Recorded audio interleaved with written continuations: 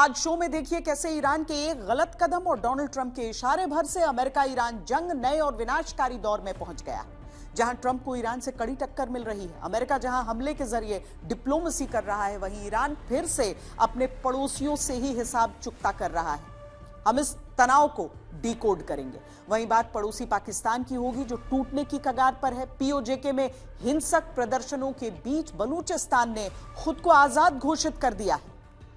इस गृह युद्ध की इनसाइड स्टोरी हम आपको बताएंगे और आखिर में दिखाएंगे ब्लैक सी की वो तस्वीरें जहां यूक्रेन के मरीन ड्रोन्स ने रूसी जंगी जहाजों को समुद्र में तबाह कर दिया है और कैसे बातचीत की तरफ बढ़ते बढ़ते रूस यूक्रेन युद्ध मैदान में फिर आमने सामने है। इस वक्त की बड़ी खबर अमेरिका ईरान जंग से जुड़ी है। जंग लगातार 7वें दिन भी जारी है और अब हमले सिर्फ सैन्य ठिकानों तक सीमित नहीं रह गए हैं। रात भर ईरान में पुलों और पानी से जुड़े ढांचों पर हमले हुए, जबकि ईरान ने भी खाड़ी के उन देशों में अहम ठिकानों को निशाना बनाया है जहां अमेरिकी सैन्य अड्डे मौजूद हैं। इस बीच अमेरिका ने एक और बड़े हमले का ऐलान कर दिया है। क्या ये जंग अब और खतरनाक मोड़ लेने वाली है? देखिए ये रिपोर्ट। यूएस और ईरान के बीच चल रहा संघर्ष बहुत संवेदनशील और खतरनाक मोड़ पर पहुंच गया है। पिछले 5 महीनों से जारी एक युद्ध मौसमी होता जा रहा है, जिसमें आगे क्या होगा ये ठीक ठीक बता पाना, उसका पूर्वानुमान लगा पाना जानकारों के लिए भी मुश्किल होता जा रहा है। युद्ध लगातार हर दिन आगे बढ़ रहा है, लेकिन इस बार कहानी में एक बड़ा पेच है। एक तरफ जहां दोनों देश एक दूसरे के सैन्य ठिकानों पर भीषण हमले कर रहे हैं, दूसरी तरफ पर्दे के पीछे कूटनीति यानी बातचीत का रास्ता भी खुला हुआ है। आज हम आसान भाषा में समझेंगे कि इस युद्ध का नया फेज क्या है, कहां हमले हो रहे हैं और अमेरिकी राष्ट्रपति डोनाल्ड ट्रंप के दिमाग में इस वक्त क्या चल रहा है।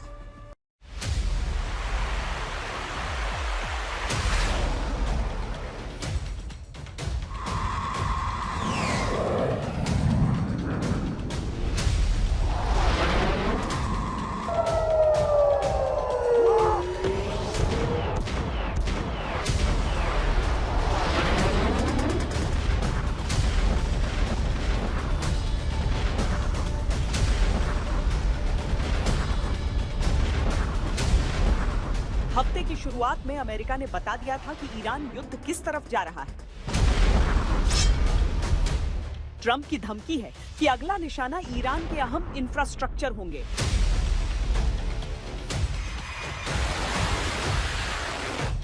और जवाब में ईरान ने अल्टीमेटम दिया है कि उसके निशाने पर फिर खाड़ी देश होंगे।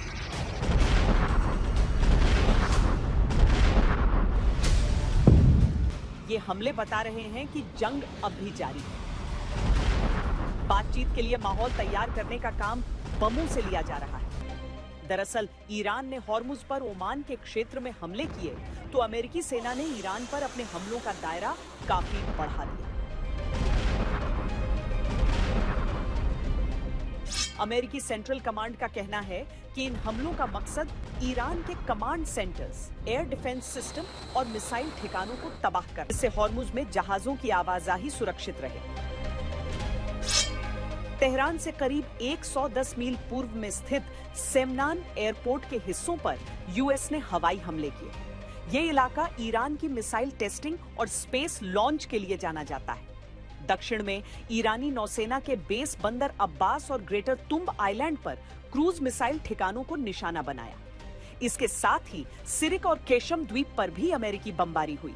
ईरान के तेल समृद्ध प्रांत खुजेस्तान की राजधानी अवाज को भी यूएस ने अपने निशाने पर लिया। इस इलाके से कई धमाके सुने गए। वहीं ईरान की राजधानी तेहरान से 155 मील दूर मध्य ईरान में खोंदाब को अमेरिका ने सोमवार से तीसरी बार निशाना बनाया। साउथ ईस्ट ईरान की पाकिस्तान सीमा के पास के रस्क और चाबहार पोर्ट पर भी हमला किया गया। अमेरिका के हमलों का ईरान भी लगातार जवाब दे रहा है। ईरान ने पूरे वेस्ट एशिया में अमेरिकी ठिकानों और उसके सहयोगी देशों पर हमले किए। ईरान ने जॉर्डन में अमेरिकी बेस पर ड्रोन अटैक किया। हालांकि जॉर्डन ने ईरान की 8 मिसाइलों को हवा में ही नष्ट करने का दावा किया। बहरीन और कुवैत पर भी ईरान ने हमले किए। इराक के इरबिल पर भी ईरान ने ड्रोन से हमला जरूर किया। हालांकि दावा किया गया कि आसमान में ही 8 हमलावर ड्रोनों को मार गिराया गया। इस युद्ध का एक और बड़ा मोर्चा समुद्र है। ईरान की कमर तोड़ने के लिए अमेरिका ने फिर ब्लॉकेड लगा दिया है, जिससे ये जलमार्ग फिर से एक बार दुनिया के सबसे खतरनाक जलमार्ग में तब्दील हो चुका है। नाफरमानी का जवाब मिसाइलों से दिया जा रहा है। यूएस की चेतावनी के बावजूद ऐसा करने वालों को अमेरिकी गुस्से का सामना करना पड़ रहा है। अप्रैल से अब तक ऐसा 10 बार हो चुका है जब अमेरिकी हमलों में जहाज नष्ट हुए। तो मैं ये मान के चलना चाहता हूँ कि दोनों देश इसकी गलती है और दोनों को मिलकर पूरी वर्ल्ड पावर्स को इन पर दोनों पर एक दबाव डालना पड़ेगा, अमेरिका के ऊपर भी और ईरान के ऊपर भी, कि आप दोनों के मसले आप आपस में सुलझाइए। बहुत आपके पास मुद्दे हैं, लेकिन ये हार्मोस को खोलिए, इससे पूरे वर्ल्ड को नुकसान हो रहा है। तो मैं ये होप करता हूँ कि वर्ल्ड प्रेशर से दोनों देश मान जाएंगे, ईरान भी और यूएस भी, कि किसी प्रकार के हार्मोस को खोला जाए और वर्ल्ड को इतना परेशान ना किया जाए। अब सवाल है कि अमेरिका आगे करना क्या चाहता है।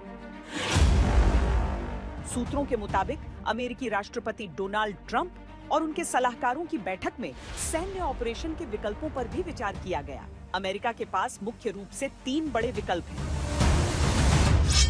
पहला, पिकैक्स माउंटेन पर बमबारी। ये ईरान का एक बेहद सुरक्षित और जमीन से 300 से 475 फीट नीचे ग्रेनाइट की पहाड़ियों में बना अंडरग्राउंड बेस है, जिसे परमाणु गतिविधियों से जोड़कर देखा जाता है। हालांकि इतनी गहराई में होने के कारण अमेरिकी बंकर बस्टर बमों के लिए भी इसे पूरी तरह नष्ट करना आसान नहीं होगा। दूसरा विकल्प है खार्ग आइलैंड पर कब्जा। ये ईरान का सबसे बड़ा तेल निर्यात का केंद्र है। अगर अमेरिकी सेना इस पर कब्जा करने में कामयाब हो जाती है तो ईरान की अर्थव्यवस्था को बड़ा झटका लगेगा। लेकिन यहाँ सबसे बड़ा पेंच ये है कि ये बेहद रिस्क भरा होगा। तीसरा, डिप्लोमेसी। इन तमाम विकल्पों के बावजूद ट्रंप प्रशासन अभी भी पर्दे के पीछे बातचीत को प्राथमिकता दे रहा है। डिप्लोमेसी और अटैक साथ साथ चलते रहेंगे। ईरान और अमेरिका की जंग की शुरुआत से ही आम लोगों से लेकर अधिकांश विशेषज्ञ ये मानकर चल रहे थे कि अमेरिका के लिए ईरान वेनेजुएला से मुश्किल होगा। लेकिन जो पहले केवल मुश्किल लग रहा था, अब वो असंभव सा होता दिख रहा है। जंग अपने 20वें हफ्ते में यानी करीब 137 दिनों से भी आगे बढ़ चला है। पश्चिमी एशिया की यह जंग एक ऐसे मोड़ पर आ खड़ी हुई है जहां सुपर पावर अमेरिका के सारे दांव फेल होते दिख रहे हैं। अमेरिकी राष्ट्रपति डोनाल्ड ट्रंप ने जिस सैन्य अभियान को केवल 4 से 6 हफ्ते में समेटने का दावा किया था, वो खत्म होता हुआ दिख नहीं रहा।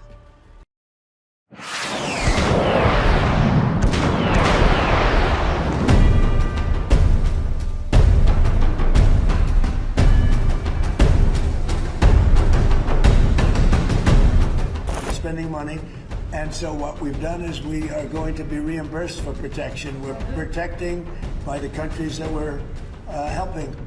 I was called by different people, different countries, kings and emirs, and all of the people that we all know and we all love, and they've been very strong partners, and they said we'd love to do it a different way. युद्ध नीति या विदेश नीति या कहें Trump नीति, इन 2 बयानों से अंदाजा लगाइए कि वॉशिंगटन डीसी में क्या चल रहा है। इस यू टर्न ने पूरी दुनिया को चौंका दिया। सवाल है कि कैसे ईरान ने अमेरिका के सामने एक ऐसी चुनौती खड़ी कर दी है जिसके आगे सुपर पावर को भी अपनी रणनीति बार-बार बदलनी पड़ रही है।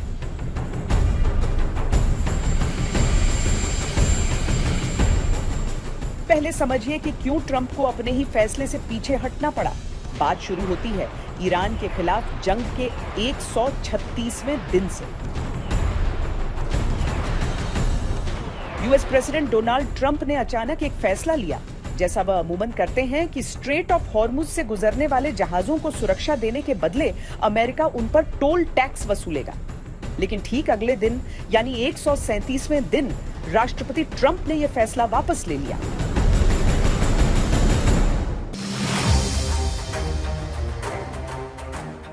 कारण बताया गया खाड़ी देशों का विरोध।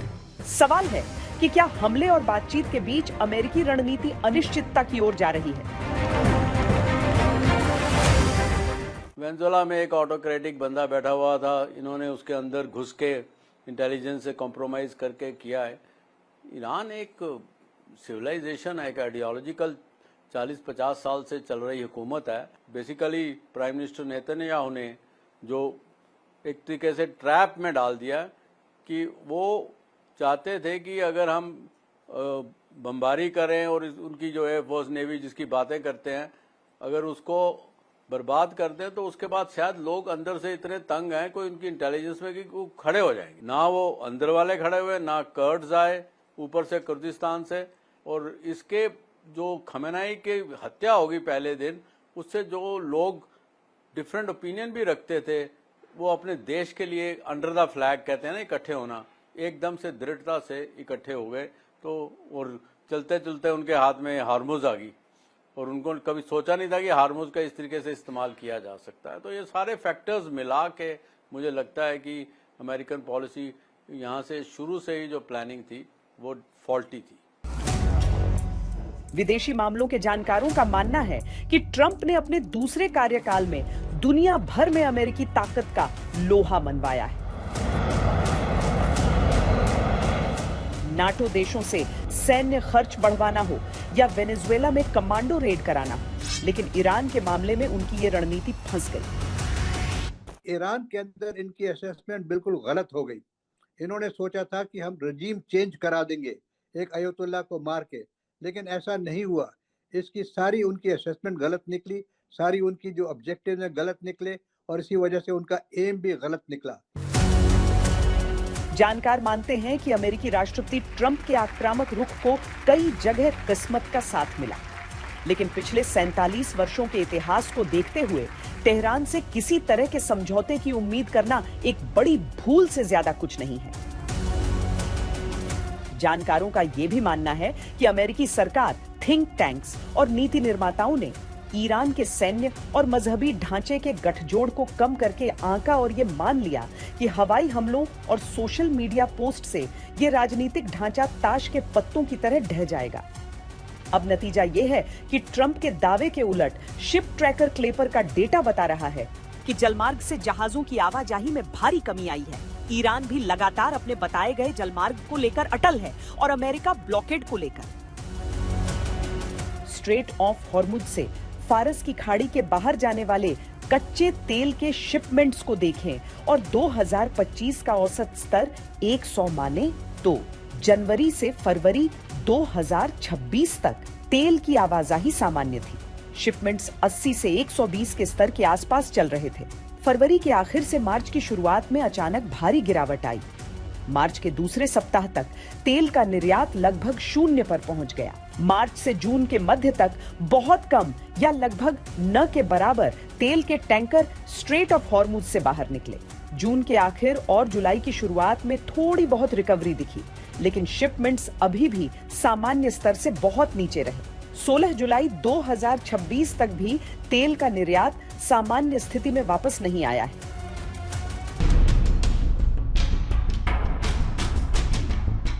विशेषज्ञों का कहना है कि ईरान की सहमति के बिना स्ट्रेट ऑफ हॉर्मुज को पूरी तरह सुरक्षित करने के लिए अमेरिका को या तो बहुत बड़ा नौसैनिक एस्कॉर्ट मिशन चलाना होगा या फिर दक्षिणी ईरान पर एक बड़ा जमीनी हमला करना होगा।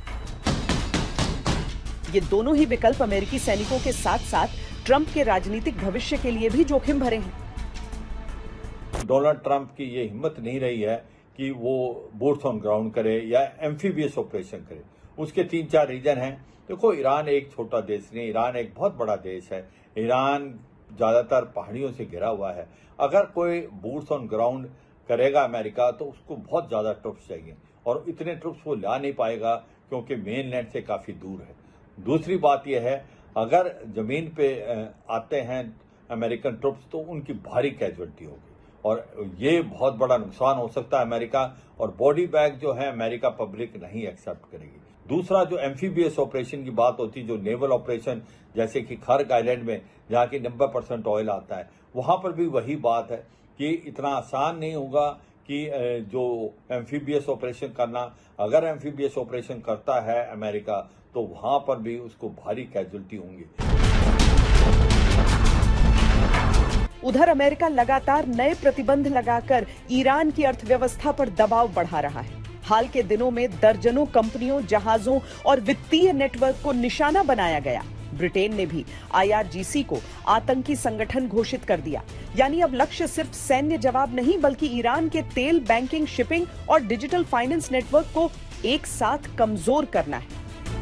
ईरान की अर्थव्यवस्था भले ही प्रतिबंधों की वजह से मुश्किल दौर से गुजर रही है, लेकिन वह पीछे हटने को तैयार नहीं है। दोनों देशों के बीच हुआ अस्थायी सीज फायर अब टूट चुका है।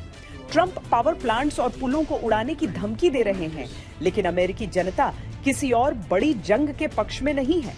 ऐसे में अमेरिका के सामने विकल्प बेहद सीमित है। जानकार मानते हैं कि ईरान का ये संकट अमेरिका के कई राष्ट्रपतियों की विरासत पर असर डाल चुका है। अब देखना यह होगा कि क्या राष्ट्रपति ट्रंप कोई बीच का कूटनीतिक रास्ता तलाश पाते हैं, या फिर दोनों देशों के बीच का यह गतिरोध किसी बड़े क्षेत्रीय युद्ध की चिंगारी बनेगा।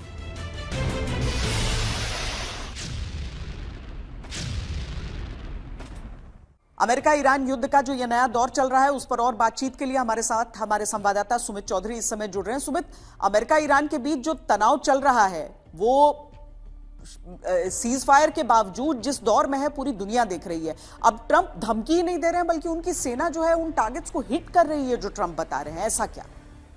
देखिए, डोनाल्ड ट्रंप के सामने सबसे बड़ी दिक्कत श्वेता ये है कि अब उनको डिलीवर करके देना होगा। देखिए, मिड टर्म करीब आ रहे हैं। डोनाल्ड ट्रंप की साख पर सवाल खड़े हो रहे हैं कि आपने जब 2025 में 2026 में इतने बड़े ऑपरेशन चलाए तो आपने आखिरकार हासिल क्या किया? क्योंकि ईरान के रिजिम दोबारा से पहले कंपैरेटिवली ज्यादा सॉलिड हो गया, ज्यादा मजबूत हो गया। यहां तक कि लोग की जो आपके रिजिम को लेकर जो भावनाएं थी वो कंसोलिडेट हो गई है। वो अपने लोग अपने देश के साथ खड़ी है, और ना तो आप उनका एनरिच यूरेनियम हासिल कर पाए और ना ही उनकी कैपेबिलिटीज को कमजोर कर पाए। और यहां तक कि आपने एक नया अब चैलेंज खड़ा कर दिया पूरे दुनिया के सामने, वो था स्टेट ऑफ हॉर्मुज। तो डोनाल्ड ट्रंप ये कोशिश कर रहे थे कि अब उसका मुकाबला करके एक मैसेज दिया जा सके पूरी दुनिया में कि अमेरिका की सुप्रीमेसी अभी भी कमजोर नहीं हुई। दूसरी तरफ एक और बड़ा चैलेंज था कि अमेरिका ये चाहता है, क्योंकि अमेरिका ने जो MOU साइन किया वो पूरे टाइम को उसने अपनी स्ट्रेटजीज को रिवाइव करने के लिए, अपनी रीइंफोर्समेंट करने के लिए किया। और शायद इसी वजह से अपने जो फ्रेश ऑपरेशन हम देख रहे हैं और जो अटैक हम देख रहे हैं, वो सीधे संकेत दे रहे हैं कि अमेरिका का पूरी कोशिश है कि पूरी कोस्टल लाइन को,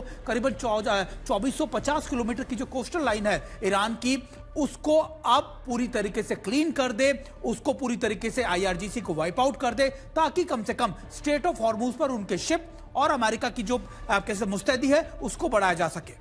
पर ईरान की मिलिट्री स्ट्रैटेजी, उसकी मिसाइल ताकत को देखते हुए क्या अमेरिका के लिए उसे घेर पाना इतना आसान होगा?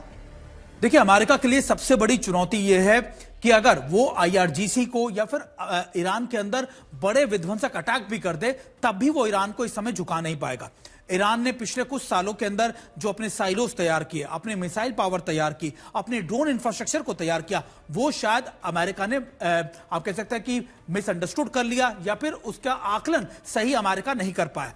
अभी के ताजा हालातों में अमेरिका के सामने एक ही चैलेंज है कि स्टेट ऑफ हॉर्मुज पर वो यथास्थिति को 28 फरवरी से पहले कायम कर दे। और ये प्रेशर ना सिर्फ अमेरिका पर, दुनिया भर से, बल्कि मिडिल ईस्ट के उन देशों पर है जिनके लिए अमेरिका एक तरीके का सिक्योरिटी प्रोवाइडर था। तो ऐसे में अमेरिका की प्रायोरिटी सिर्फ और सिर्फ स्टेट ऑफ हॉर्मुज को लेकर है। बाकी चीजों को लेकर अमेरिका को लगता है वो बातचीत के जरिए या फिर सैंक्शंस को कम कर या फिर मुस्तफा खमनेई को लेकर एंगेज कर वो चीजों को सॉल्व कर सकता है। लेकिन अमेरिका ने इसमें ना सिर्फ अपने मिलिट्री एसर्ट्स को, अपनी साख को खोया, बल्कि अमेरिका ने इन पूरे इलाके में अपनी उस विश्वास को भी खो दिया जो मिडिल ईस्ट के देश लगातार अमेरिका पे करते रहे थे।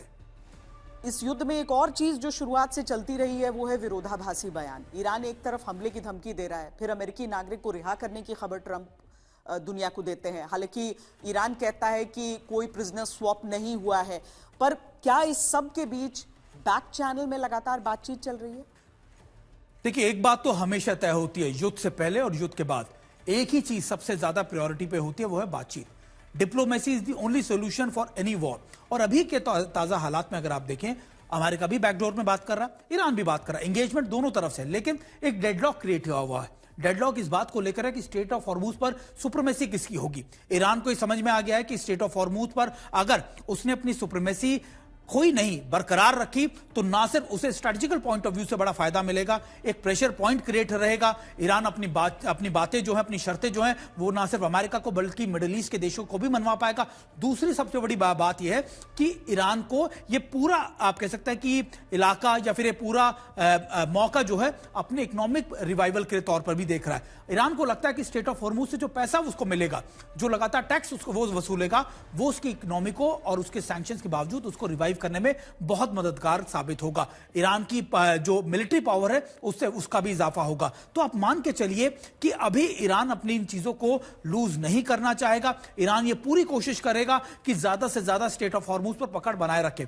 वहीं अमेरिका ये चाहेगा कि स्ट्रेट ऑफ हॉर्मुज पर जो परिस्थितियां ठीक हो सके और मिडिल ईस्ट के जो देश हैं, जो क्लोजनेस, जो लगातार जो उनका जुड़ाव हुआ था ईरान के साथ में, वो ऐसा ज्यादा टूट जाए कि ले देकर उनको अमेरिका के पास ही आना पड़े और शायद इन्हीं ऑब्जेक्टिव को लेकर दोनों देश आगे बढ़ रहे हैं। बहुत शुक्रिया सुमित चौधरी, हमारे संवाददाता ये जानकारी हमें दे रहे हैं।